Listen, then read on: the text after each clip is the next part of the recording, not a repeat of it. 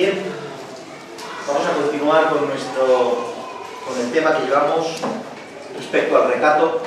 Por tanto, abrimos nuestras Biblias y volvemos a leer este texto que puso el Señor en nuestro corazón para tomar de cabecera de todos estos sermones. Miqueas capítulo 6, verso 8.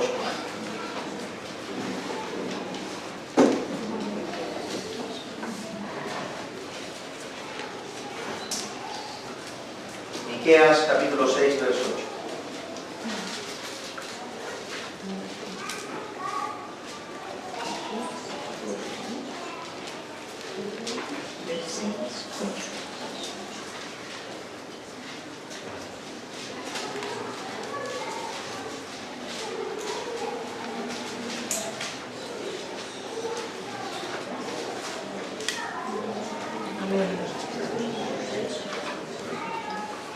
¿Lo tenemos? Amén. Amén. Dice la palabra del Señor así: Oh hombre, Él te ha declarado lo que es bueno. ¿Y qué pide el Señor de ti? Solamente hacer justicia y amar misericordia y humillarte ante tu Dios. Amén. Amén. Amén. Si os acordáis, humillarte ante tu Dios es lo mismo que decir vivir recatadamente delante de tu Dios. Amén. En nuestro sermón anterior respecto al recato estuvimos viendo por medio de las Escrituras aspectos del recato bastante importantes, bastante relevantes y de mucha importancia, reitero en ello. Estuvimos hablando, por ejemplo, que aunque la desnudez en el tiempo de Adán y Eva antes de la caída era algo que no había problema ninguno por su naturaleza apegada a Dios y su naturaleza perfecta y sin pecado, justamente después de la caída, para ellos mismos y para su descendencia, la desnudez se convirtió en un motivo de vergüenza y en algo imposible de seguir manteniendo en el estado de antes de la caída. ¿Recuerdan? Amén. Estuvimos viendo rápidamente, cómo la desnudez es algo que la Escritura prohíbe tanto de mostrarla como de contemplarla, y es altamente pecaminoso en ambas direcciones. Estuvimos poniendo ejemplos de ellos y demostrándolo por medio de las Escrituras, lo cual establecimos de que la desnudez, mostrar la desnudez, por ende contemplarla, es altamente pecaminoso. Pero sobre todo en el sermón anterior, el propósito del sermón anterior que dejemos atrás era establecer el principio básico de que, como todo, los conceptos que tenemos el ser humano respecto al discernimiento que tenemos de lo que es bueno y lo que es malo, está muy dispar, está muy en contra y no le llega a la suela del zapato a lo que verdaderamente el concepto correcto que tiene Dios de lo bueno y lo malo es. Amén. Y respecto al recato pasa absolutamente lo mismo. Lo que para usted y lo que para mí es recatado delante de los ojos del Señor no lo es, porque el nivel de recato, de santidad y de perfección que tiene Dios es incomparable al nivel de recato, santidad y perfección que no existe, que tiene el hombre. ¿Están de acuerdo? Amén. Y la prueba más clara al respecto la vimos con el sencillo detalle de que mientras Adán y Eva se vistieron cosiendo hojas de higuera y se hicieron delantales, mientras que ellos se vistieron para tapar su desnudez, para Dios seguían completamente desnudos, lo que llevó a vestirlos con pieles y hacerles túnicas. Porque lo que para el Dios es recato, para lo que el hombre es recatado, para Dios no lo es, por el mismo hecho de su santidad y perfección. En el día de hoy intentaremos hablar un poco más sobre el recato, ampliando un poco más, cada vez más, este tema, intentando tomar cada vez más una panorámica más grande, intentando tocar cada vez más puntos, no para enriquecer el intelecto y quedar bien en una conversación de terraza o de mercado o de trabajo, sino para entenderlo, recibirlo, interiorizarlo en tu alma y ponerlo por práctica en el nombre del Señor. Amén. Déjenme comenzar en el día de hoy con una pregunta la cual nos llevará sin rodeos, porque no quiero tardar mucho, a lo que nos concierne. Y la pregunta es la siguiente, que no hace falta que contesten. ¿Qué es lo que se hace con algo valioso? ¿Qué es lo que se hace con algo valioso? Se guarda, se protege, se cuida, ¿verdad? Uno no expondría un Rembrandt o un Picasso o un Monet en una plaza de parque colgado de un hilo de una farola, sin vigilancia ninguna, ¿verdad? Son cuadros demasiado valiosos como para exponerlos de cualquier manera y en cualquier lugar. Uno no pondría un cheque al portador con una cuantía considerable de dinero encima de un banco para que se lo lleve el viento y lo pueda coger cualquiera, porque lo que es valioso se protege y se guarda. Pero estos son bienes materiales, que al fin y al cabo pues son eso, bienes materiales. Pero hay bienes también que, aunque sean materiales, tienen también cierto grado de valor sentimental. Yo, por ejemplo, no dejaría la Biblia que tengo de mi padre de cualquier manera en cualquier lugar. La guardo como un especial tesoro, porque es importante para mí, porque lo que es importante se protege, se guarda y se cuida. ¿Están de acuerdo con eso? ¿Y por qué hacemos eso? Por el valor que le damos a dichos objetos, por el aprecio que le tenemos y porque entendemos que no podemos exponerlos, repito, de cualquier forma y de cualquier manera. Pues mis hermanos, hay algo que tenemos que entender en esta tarde muy sencillamente y rápidamente. Su cuerpo es valioso. Su desnudez es valiosa.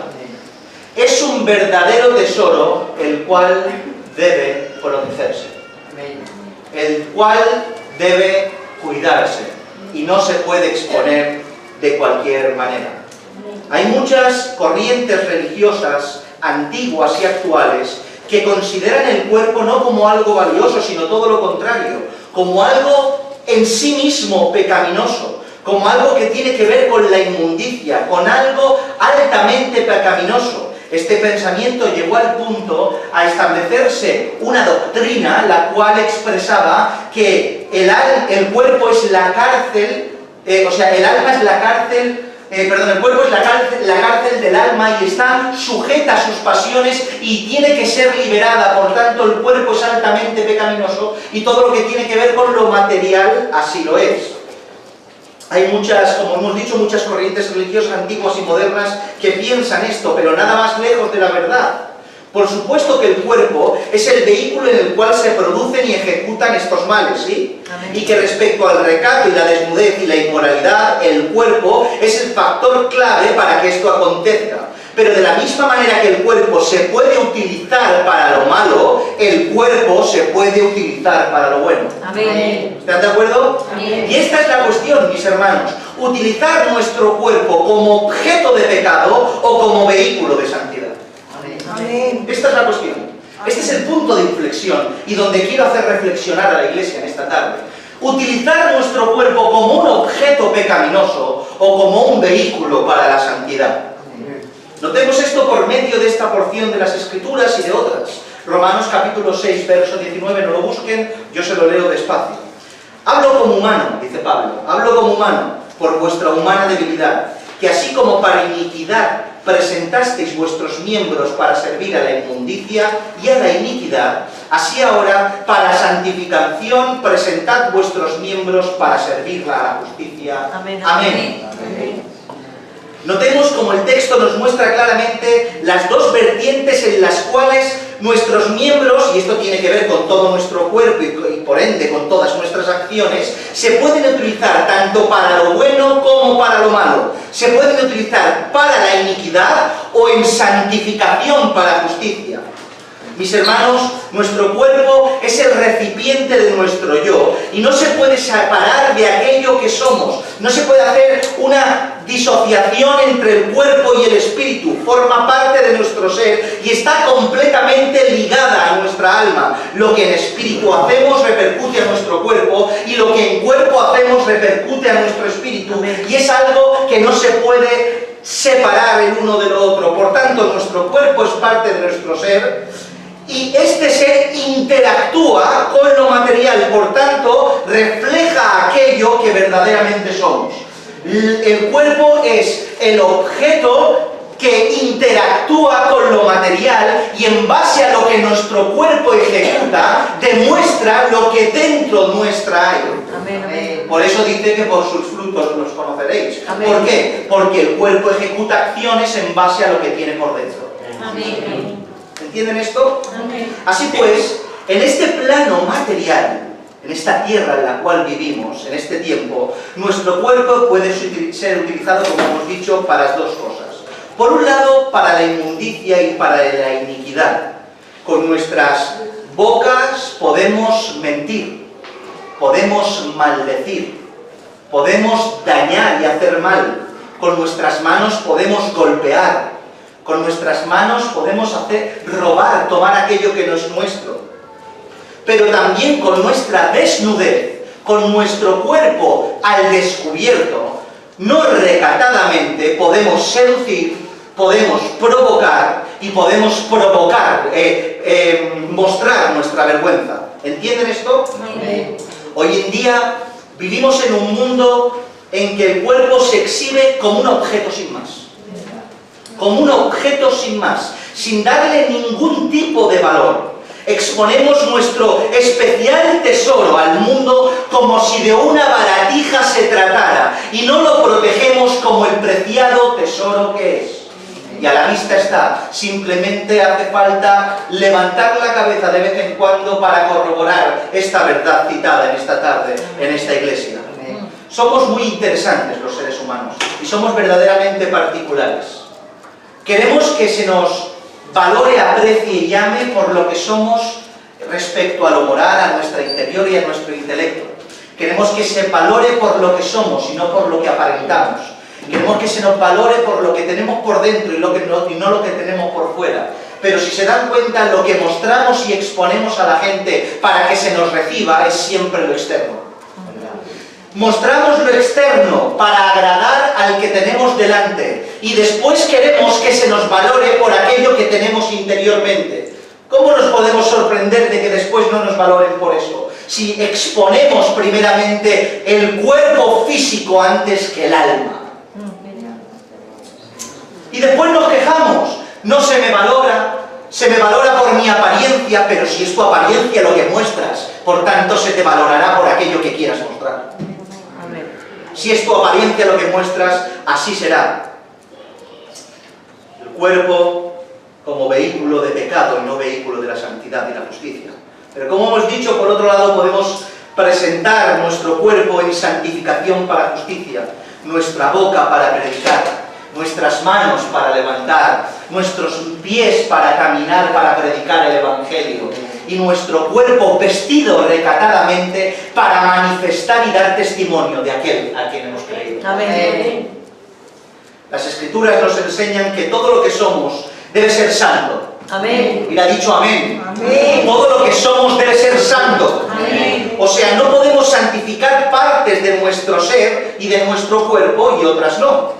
Primera de Tesalonicenses 5:23 dice: y el mismo Dios de paz os santifique por completo, y todo vuestro ser, espíritu, alma y cuerpo, sea guardado irreprensible para la venida de nuestro Señor Jesucristo. Amén. No podemos santificar partes de nuestro ser. Con nuestro alma alabar a Dios y con nuestro cuerpo satisfacer los deseos de la carne. O con una mano extenderla al que está caído y con nuestra boca maldecir. Todo nuestro espíritu, alma y cuerpo, y todo tiene que ver con todos nuestros miembros y acciones, para justicia y santificación y perfección. Amén.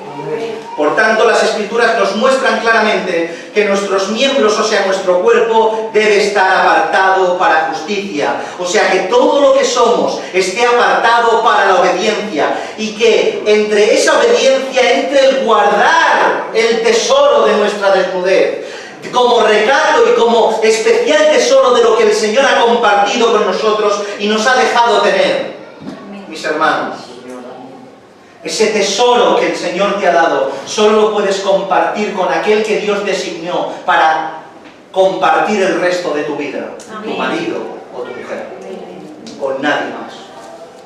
Por tanto, según mostremos nuestro cuerpo, según valoremos nuestra desnudez, estaremos utilizando nuestro cuerpo como objeto o como un vehículo para la santidad. ¿Hasta aquí bien?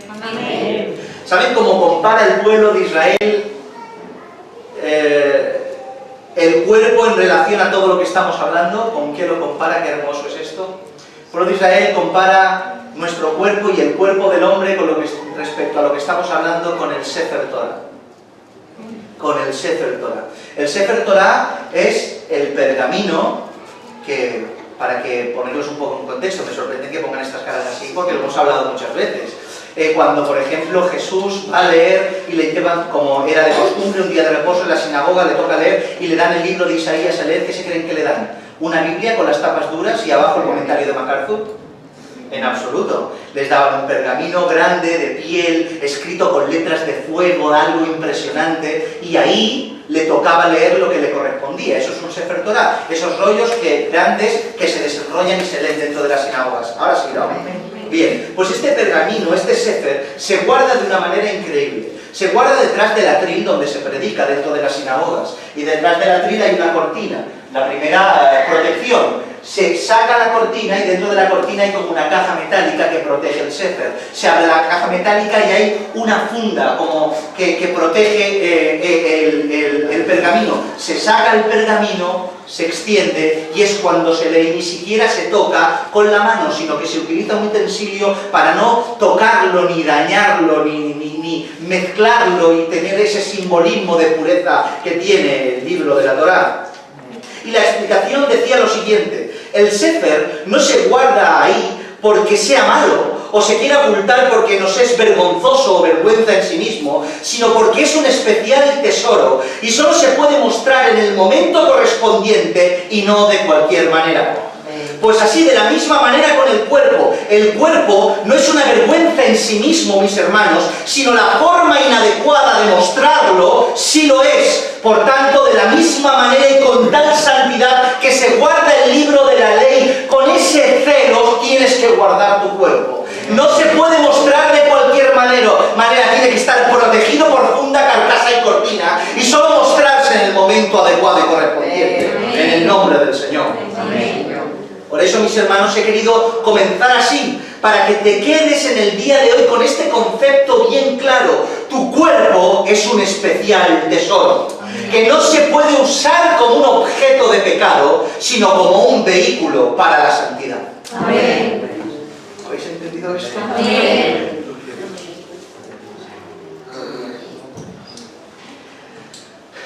El recato respecto a la desnudez y por ende la forma en la cual vestimos abarca todo el panorama de la vida del creyente, todo el plan existencial y todos los flancos por los cuales afecta.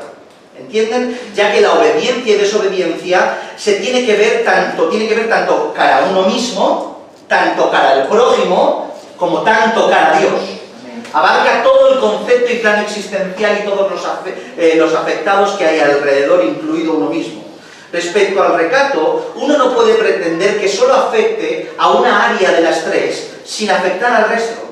Yo afecto una y el resto se queda sin afectar. Eso es imposible. Uno no puede pretender que uno, cuando viste para él y se viste de una manera inapropiada para él, solo le afecte a él mismo y nada más, y que no le afecte a la gente que tiene alrededor, al prójimo, y que tampoco afecte al Señor como cosa que decir de que, no sé, el Señor sabe mi corazón y sabe cómo visto, que no quiero hacer mal a nadie. Es imposible pretender disasociar lo que es mi cuerpo con mi prójimo y con Dios. Mis acciones, incluidas las del recato, no solo me afectan a mí, sino que afectarán a mi prójimo y afectarán a la santidad suprema, nuestro Padre Celestial. Cuando uno no tiene el recato en el lugar correspondiente, todo el panorama mencionado queda afectado, ya que están vinculados, como hemos dicho, el uno con el otro. Yo si peco, peco en contra de Dios. Por tanto, peco en contra de Dios y me afecta a mi persona. Y al mismo tiempo afecto al prójimo que tengo al lado, ya que mi pecado genera y puede generar un pecado al prójimo que me acompaña. Por tanto, abarca todo este panorama.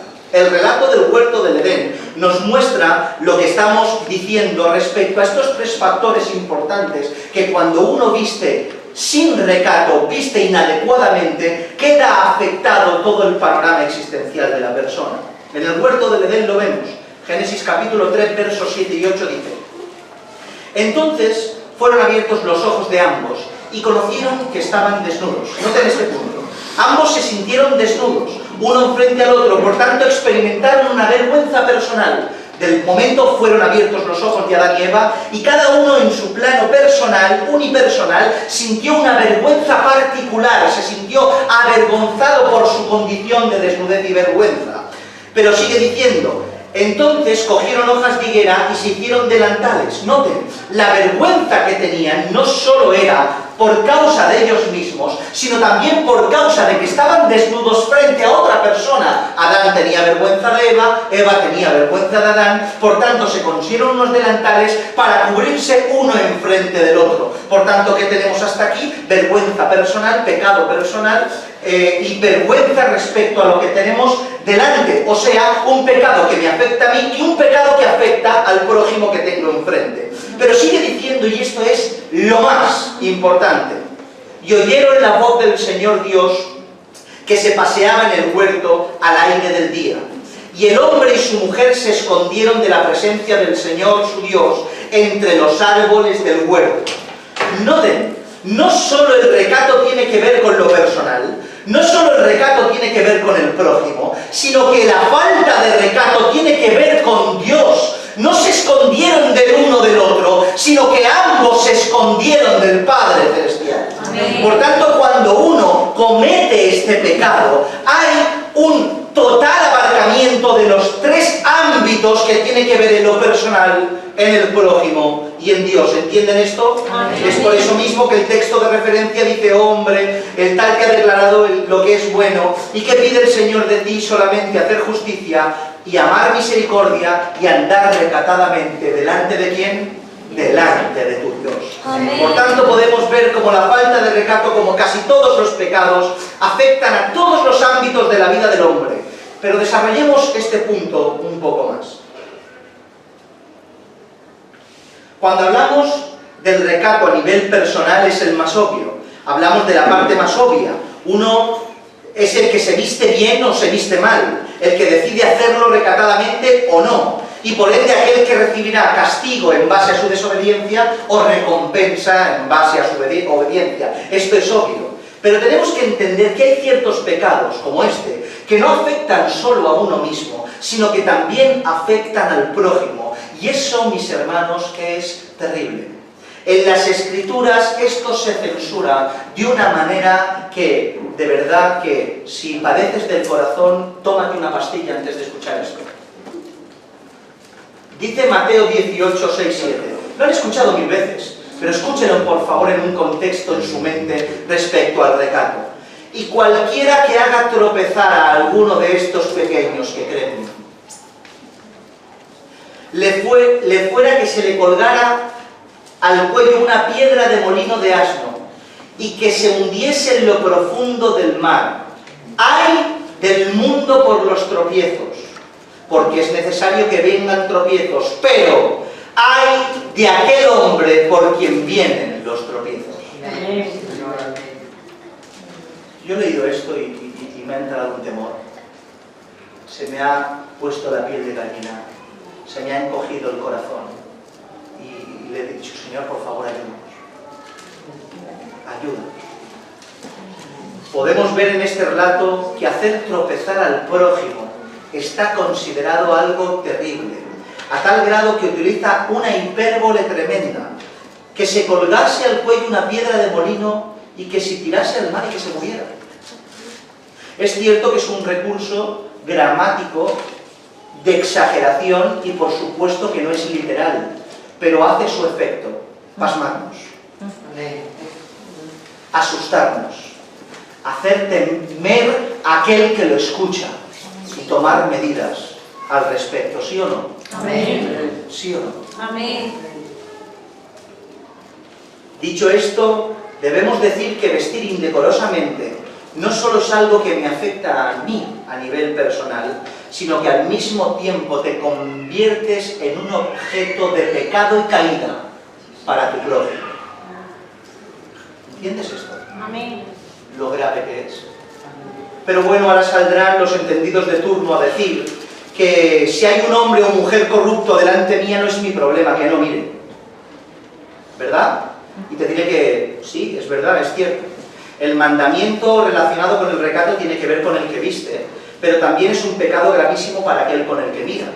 Codiciar con tus ojos lo que tienes al lado y no es tuyo, según Cristo, codiciar en tu corazón lo compara al mismo acto de consumación respecto al pecado. Dice Mateo capítulo 5, 27, no me lo invento yo esto y perdónenme de alguna manera la claridad del texto y de la manera, pero es la Biblia, no soy yo.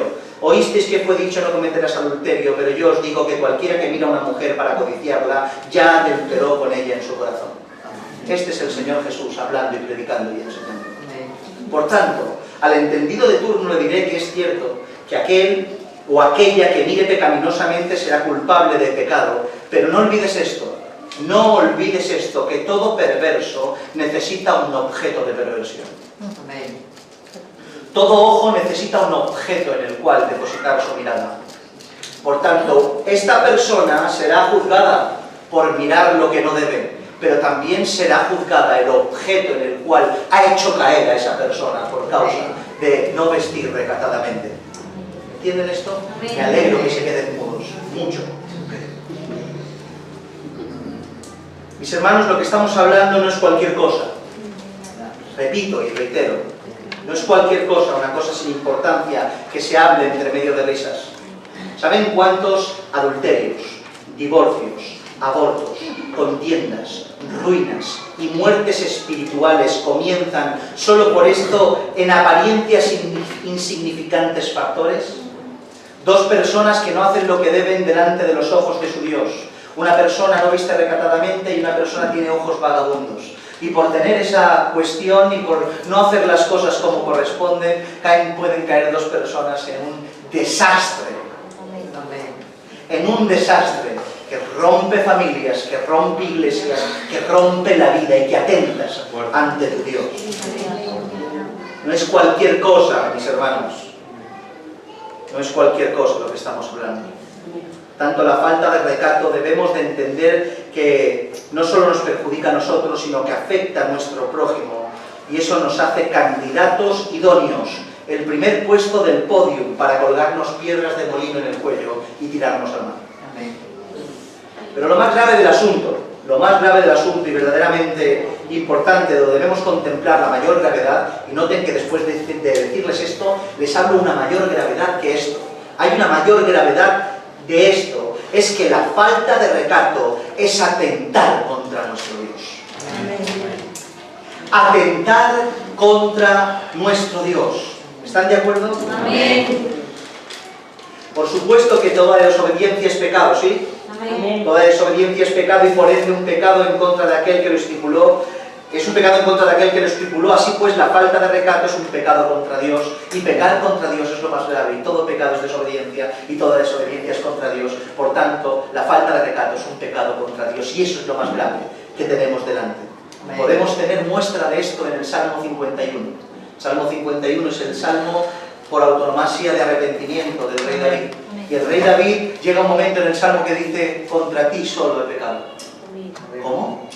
Pero David Ripley, ¿cómo que contra ti solo he pecado?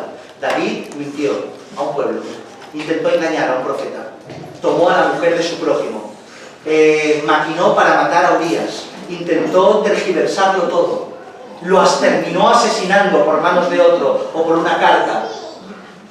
¿Cómo que contra ti solo he pecado? Por supuesto que David tenía conciencia de los pecados que había cometido, pagó esas consecuencias y rectificó sus acciones. Pero cuando David estaba en oración y pidiendo al Señor perdón, solo veía una cosa: contra ti, oh Dios, he pecado. Amén. Solo contra ti, oh Dios, he pecado. Amén. Porque no hay cosa más importante que nos tenga que doler más que el peligro de quedar ahogados debajo del agua, es que hemos pecado en contra de nuestro Creador. Amén. Dios siempre es lo más importante. Amén. Ni siquiera cuando pecamos podemos robarle el protagonismo. Dios es siempre lo más importante. Amén. Y contra Él pecamos. Amén. Pero escuchen esto que es importante.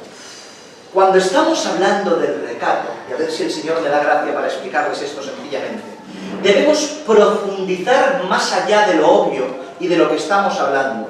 Y entender que vestir indecorosamente no solo se trata de infringir un mandamiento, sino que muestra una falta de reconocimiento de nuestra condición de pecador ante nuestro Padre Celestial. No solo pecas, por favor, abre tu oído y tu corazón para esto.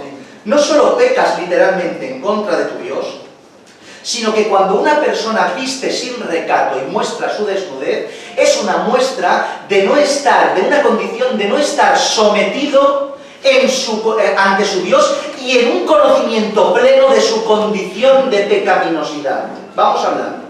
En muchas culturas alrededor del mundo, el cubrirse no solo se hace por lo evidente, sino también es una manera de mostrar el sometimiento a una entidad superior.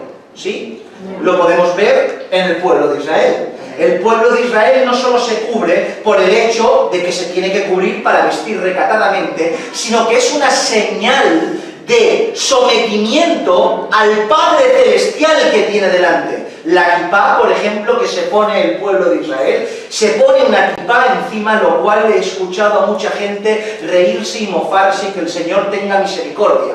Una kipá que se ponen, ¿y por qué se ponen una kipá? ¿Porque es moda? ¿Es la moda de las kipás? No, se la ponen como tradición por el mero hecho de entender de que su cabeza no es la principal, sino que sobre su alto hay otro alto. Amén. Sobre su cabeza hay una persona por encima de él y en la cual ponerse la kipá tiene que ver con un sometimiento a su Padre Celestial. Por tanto, el cubrirse, el taparse, el reverenciarse es una actitud de tu cuerpo y de tu vestimenta que dice una cosa: Dios existe y está por encima de él y me someto a él y entiendo mi condición de criatura y no de creador. ¿Entienden esto? Amén. Pues esto mismo es lo que intento transmitirles con la ayuda de Dios, que la falta de recato, que la desnudez, es una forma de no reconocer tu condición de pecador ante tu Dios, ya que si el cubrirse es señal de reconocerlo a él y reconocerte a ti, el destaparse es señal de no reconocerlo a él y verte bien a ti. Amén. Déjenme mostrarles nuevamente por el relato del Génesis esta verdad. Génesis capítulo 3, verso 10 dice: y él respondió: oí tu voz en el huerto y tuve miedo porque estaba desnudo y me escondí. Aleluya. Podemos apreciar algo interesante cuando Adán habla del conocimiento de que estaba desnudo, y es que no es el hecho en sí de que Adán no sabía que literalmente estaba desnudo. A ver, ¿qué pasa? ¿Que Adán no tenía conocimiento? Adán era el hombre perfecto, con un conocimiento perfecto, con unas cualidades intelectuales y físicas perfectas. Adán fue capaz de ponerle nombre a todos los animales de la tierra. Dios le dio la capacidad para poder sojuzgar la tierra, para poder alimentar, para poder hacerlo todo, cuidarla. ¿No iba a saber Adán que estaba desnudo? Claro que lo sabía. Lo que pasa es que su desnudez en su condición antes de la caída no le afectaba en absoluto. Pero por supuesto sabía que Adán estaba en carne viva y no tenía ningún vestido, y ni siquiera como los otros animales, pelo por encima que le cubriese. Era conocedor de su desnudez. Por tanto, más bien que al desobedecer y despertarse en él la concupiscencia, se dio cuenta no que estaba desnudo solamente en sí, la cual incluía por supuesto su desnudez, sino que era una vergüenza ante los ojos del Señor, lo cual reflejaba su condición de pecador. No solo se vio desnudo y su cuerpo le era una vergüenza, sino que al haber pecado y estar desnudo ante su Dios, entendió que estar así evidenciaba su condición de pecador, y cubrirse demostraba que aceptaba y admitía que era pecador ante su Dios. Si Adán hubiera permanecido desnudo y no se cose hojas de higueras, era una evidencia de que no se sentía diferente ante los ojos del Señor, pero al sentirse pecador se cubrió, evidenciando algo claro, que Dios estaba por encima de él y evidenciando su condición de pecador.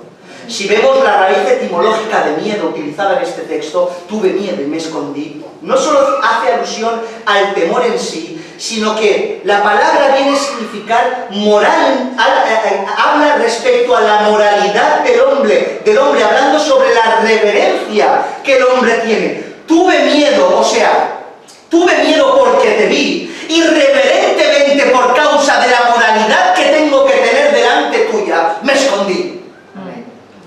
Porque no puedo estar delante de ti en la condición de pecador que estoy ahora, sino que para estar delante de ti me tengo que cubrir. Porque ya no estoy en la condición de antes, ¿entienden? Amén, amén. Antes de la caída, la desnudez no solo no les causaba ningún problema por falta de maldad, por su falta de maldad, sino que era un símbolo de pureza y perfección, de luz perfecta que les rodeaba, pero no así después de la caída. Al pecar, esa condición de pureza dejó de existir, por ende, debían cubrirse, ya que su condición cambió drásticamente. Por tanto, la desnudez en su aspecto más profundo, escucha esto y terminamos este punto, no solo trata con el descubrir el cuerpo, sino en quedar descubierta tu condición de pecador. Por tanto, el cubrirse no solo les sirvió a ellos y nos sirve a nosotros para cubrir nuestras vergüenzas físicas, sino para cubrir nuestra condición de pecadores delante del Señor. Reconocemos que somos pecadores y por eso nos cubrimos delante de ti, Dios mío. Amén. Han pasado más de 5.000 años, pero aún así se mantienen los mismos principios y las mismas condiciones. Por tanto, el mostrarnos no solo afecta a lo evidente, sino que en su aspecto más profundo es una falta de aceptación de nuestra condición y una falta de sumisión a nuestro Creador. En otras palabras más sencillas, nos cubrimos porque admitimos que somos pecadores y no podemos mostrar nuestras vergüenzas delante de Dios. Amén. Es tremendo, mis hermanos. Porque esto toma una dimensión diferente. Ya no es tan importante que lo es, fíjense si lo es, lo hemos hablado, el prójimo, fíjense si lo es, sino que andar indecorosamente sin recato. Pecamos contra nuestro Dios, pero es una falta de respeto porque no aceptamos nuestra condición de caídos, arrepentidos y salvos por Jesucristo. Amén. Es importante, mis hermanos. ¿Cuánto tiempo llevamos? No sé si seguir, parar. Casi 40, casi. ¿40? Sí. Venga, vamos a seguir un poco más. Amén. Llegados hasta aquí, y habiendo comprendido un poco todo esto, llegamos a la pregunta clave. La pregunta clave. ¿Cómo debemos vestir? Esto llevas 14 horas hablando de cosas. ¿Cómo debemos vestir? Lo primero que quiero decir, y créanme que es algo muy importante y presten oído a esto, es que yo no les voy a decir aquello que deben o no se deben poner. Yo no les voy a decir aquello que se deben o no se deben poner. Yo no tengo que estar aquí examinando cada prenda y dando la aprobación a cada vestimenta, a toda cosa que se quieran comprar, que me manden por WhatsApp desde Zara. Mira, pastor, ¿te parece bien? Que me enseñen sus atuendos y me pregunten si está bien o mal. Yo no estoy aquí para eso, sino para mostrarles unos estándares de atuendo, unos mínimos, los cuales debemos atender para poder escoger lo que ponernos, y yo, por supuesto, como su pastor, esperando que la Iglesia del Señor los tenga en cuenta a la hora de hacer su elección. Eso es lo que vamos a hacer. Por supuesto que como su pastor actuaré en base a su actitud para con el recato, pero no es mi deber investigar lo que tienen en sus armarios. No voy a pedirles hora para ir a su casa a tomar un café e inspeccionar el armario y tirar lo que no valga o lo que sí, como el método Comari no sé qué, cómo se llama. No, mis hermanos. Yo estoy aquí para presentarles unos estándares mínimos bíblicos y actuar en consecuencia su actitud cara con este mandamiento de parte del Señor tan importante. Ese es mi deber y esa es mi responsabilidad. Lo otro le pertenece a usted. Amén. También tenemos que entender que no sería prudente el poner unas reglas estrictas, siendo, a ver, vamos el centímetro santo, el metro santo, un metro, a ver la falda, el pantalón, la hombrera, y medir a ver cuántos centímetros de manga y cuántos centímetros de falda. No sería prudente, mis hermanos. Estaríamos entrando en una ridiculez, en algo que no tiene sentido. Lo que tiene sentido es establecer los principios morales bíblicos que Dios establece, y la Iglesia del Señor, como amante de su Dios y su Salvador, los ponga por obra. Amén. Eso es lo que tiene sentido. ¿Qué sentido tiene de que yo tenga que ir detrás de usted? Usted tiene que ir detrás de Dios y yo también. Amén. Sí, Señor. Así es. Aclarado esto, empecemos, y no vamos a complicarnos en absolutamente mucho, ya que vamos a construir en base de los principios aprendidos. Leemos en Génesis cómo Dios les hizo una vestimenta. Es tan sencillo, es que es tan sencillo. Leemos en Génesis cómo Dios le hizo una vestimenta a Adán y a Eva, la cual distaba mucho de lo que ellos entendían por decoro, ¿verdad? Lo cual nos da muchas pistas respecto a estos estándares de mínimos que queremos establecer. Lo primero es que entendemos que no todo vale, esto ya lo hemos enseñado, no todo vale, sino que hay una manera correcta y una manera incorrecta de vestir. Por tanto, la intención y la pretensión a la hora de vestir no es suficiente para el recato. O sea, tu buena voluntad, corazón y criterio no vale, no es suficiente. Amén. Necesitas unas directrices bíblicas para poder tomar tus buenas decisiones a la hora de vestir. Amén. Vemos como Dios les hace unas túnicas de pieles, las cuales aprendimos que cubrían mucho más que las hojas de higuera cosidas que Adán y Eva se tejieron para cubrirse. Adán y Eva se hicieron unos delantales de hojas de higueras, y el delantal cubría su parte inferior de la cintura para abajo delantera, dejando al descubierto su torso y su parte de detrás, su parte trasera. Pero en cambio Dios les hizo unas túnicas de pieles que cubrían absolutamente todo lo que estaba sin cubrir de lo que Adán y Eva entendían. Les hizo unas túnicas de pieles, por tanto ahí es donde podemos extraer nuestro estándar de mínimos, aplicando la Escritura en ello y no en el principio moral de cada uno. Aprendimos que dichas túnicas cubrían ¿desde dónde? ¿Se acuerdan? Cubrían desde el cuello hasta la rodilla, y desde el cuello, para ser estrictos con el texto, hasta el hombro. No hasta el codo, hasta el hombro. Es exactamente como establece la Escritura las túnicas de pieles que Dios hizo a Adán y a Eva.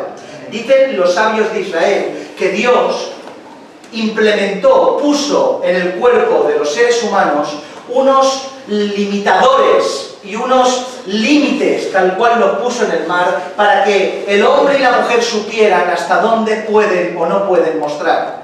Y tenemos unos pliegues naturales tanto en el cuello, como en el codo, como en las axilas y como en las rodillas, por causa de la movilidad de nuestros brazos, piernas y cuello, que nos marcan. Ustedes, si se verán, tienen una raya aquí, tienen una raya aquí, y tienen una raya en el hombro, y tienen una raya detrás de la rodilla.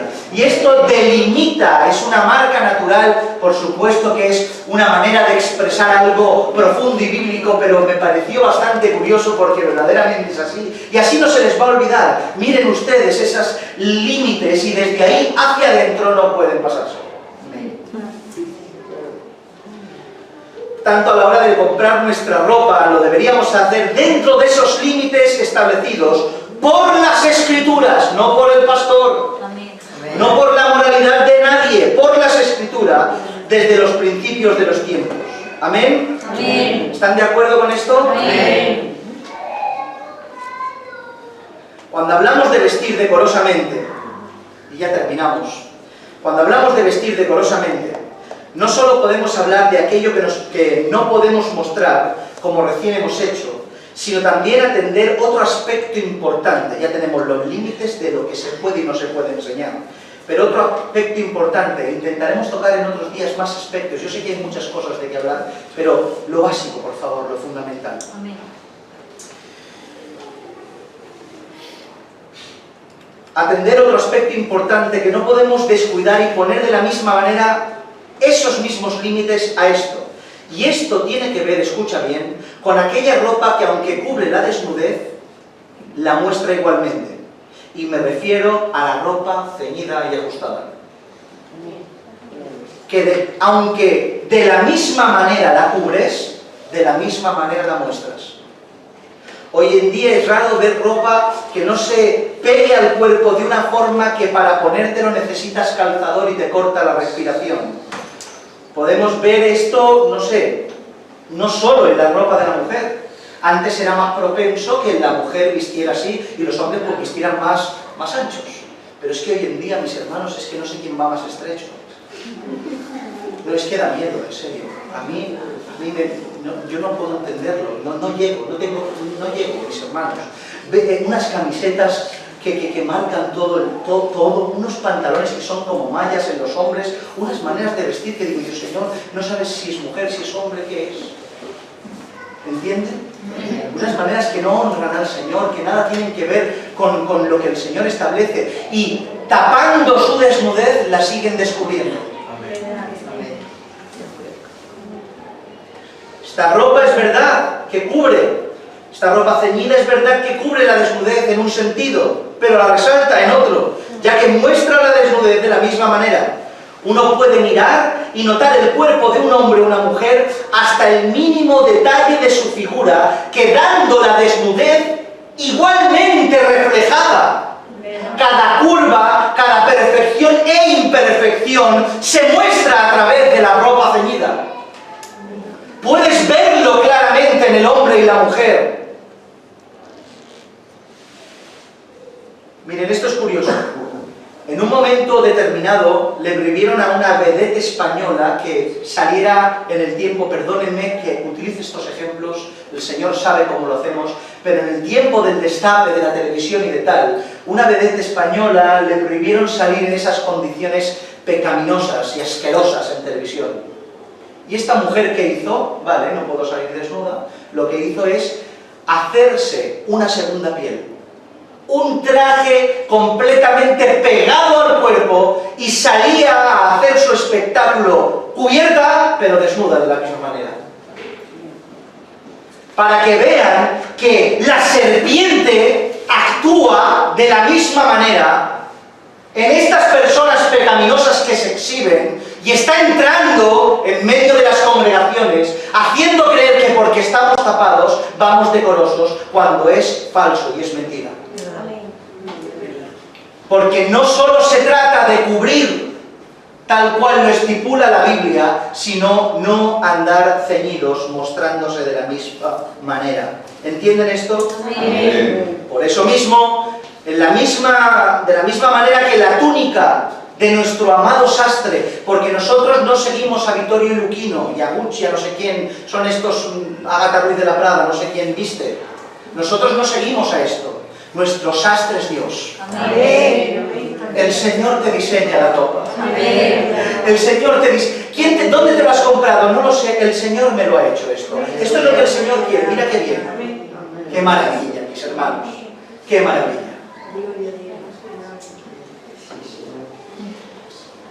Por eso mismo, la misma túnica, repito, que nuestro amado Dios y sastre diseñó, vemos que el hecho de vestir ceñidos no es una opción, en absoluto, no es ninguna opción. Si alguna característica tiene la túnica es que es ancha. ¿Sí?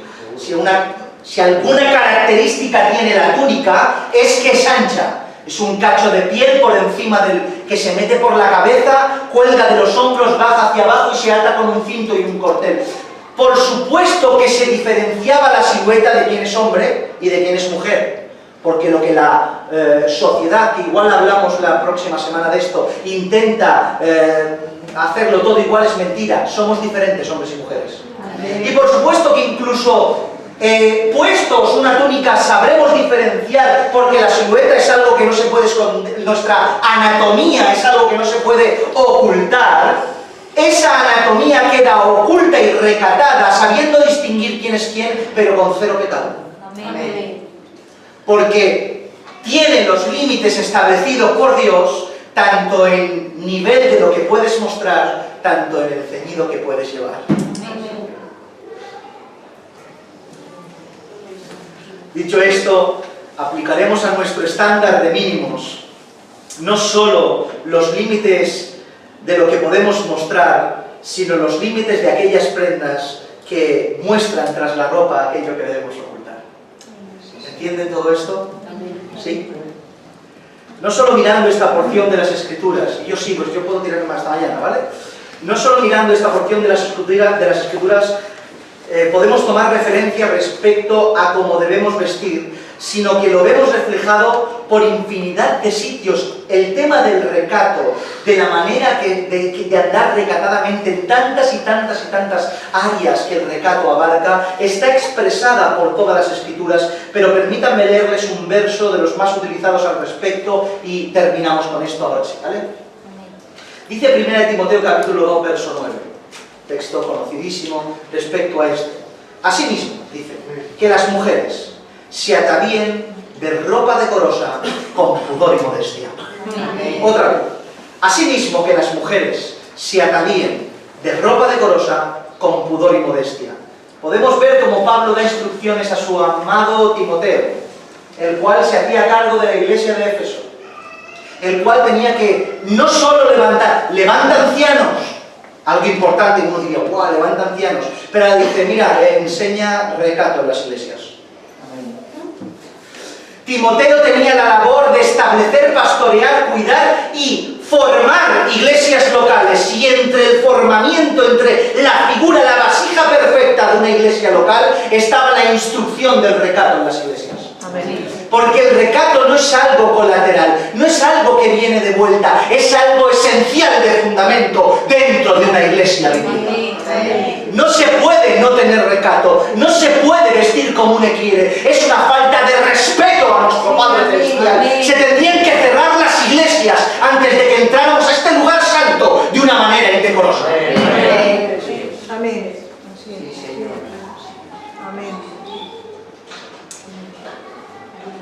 Solo con mirar de cerca el contenido y el significado de las palabras utilizadas por el apóstol, nos haremos una idea de los principios que debemos tener en cuenta para elegir lo que debemos vestir. Hemos hablado de lo claro y de lo literal, las medidas, lo ceñido y muchas otras cosas que tendríamos que hablar, pero fíjense estos principios para aplicarlos a estas decisiones.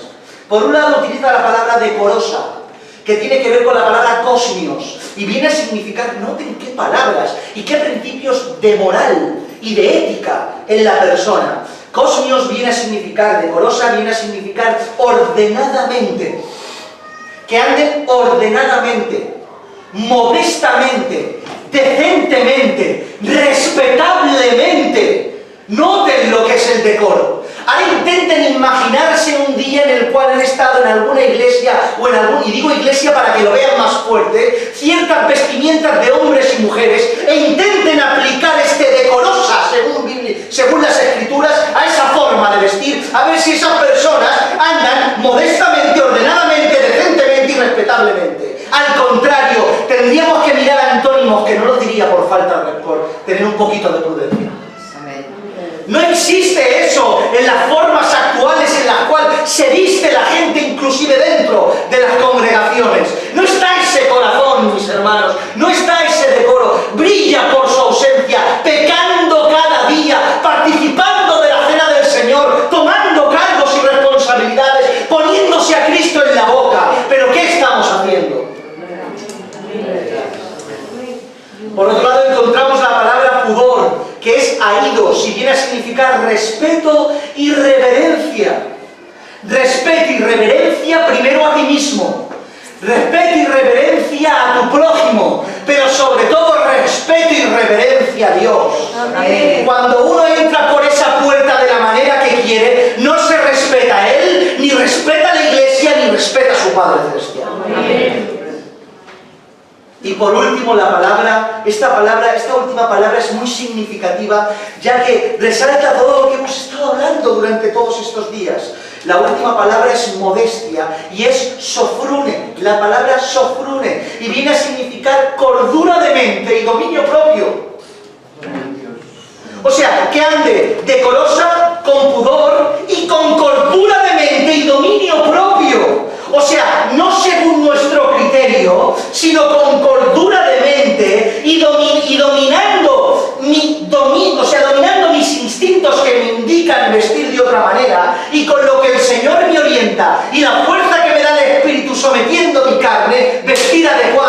según las Escrituras y lo que Dios me demanda. Amén. Andar decorosamente, andar modestamente, tiene que ver con todos estos principios, mis hermanos y mis hermanas. Conclusión, sé que esto es una batalla que debemos librar. Hola. Amén. Yo no estoy diciendo que esto sea fácil. Es difícil quitarse de beber, es difícil quitarse de drogarse, es difícil quitarse de mentir, es difícil quitarse de mil cosas, de maldecir, es difícil quitarse todos los pecados. Luchar contra tu carne en general es difícil. Amén. Dios nos lo dice. Amén. Por tanto, todo es una batalla y el recato es una batalla que ya está bien de estar en la retaguardia sin pelearse. Se tiene que pelear en el nombre de Jesús. Amén. Se tiene que luchar, tenemos que hacerle frente e intentar representar a Cristo, no solo con lo que hablamos, lo que enseñamos y las otras áreas, sino que nuestra manera de vestir refleje la gloria de Dios. Amén. Refleje. Gloria a Dios. Amén, Señor, amén. Gracias, Señor.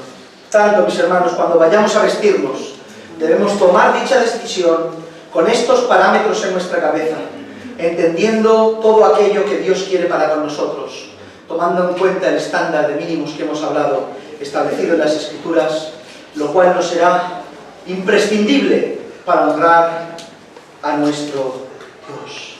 Amén. Amén. Amén. Sé que hay muchísimas más cosas que hablar y pediré dirección al Señor para que me ayude a seguir esforzándome para poder transmitir más aspectos importantes respecto al recato, a la modestia y a la forma de vestir, porque lo que queremos es honrar a Dios. Amén. Esto va con usted y conmigo, esto va con su casa y con la mía, esto va con nosotros. Amén. Esto va con casa de David. Todo aquel que lo escuche, ojalá que el Señor toque su corazón y le pueda servir. Pero esto va con nosotros, mis hermanos. Nosotros tenemos que atender esto, porque nosotros padecemos, cometemos negligencia también respecto a esto. Así que tenemos que tener prudencia, tenemos que tener constancia, tenemos que tener dedicación para que el Señor nos ayude para poner todo esto por obra. En el nombre de Jesús. Amén. Inclina tu cabeza.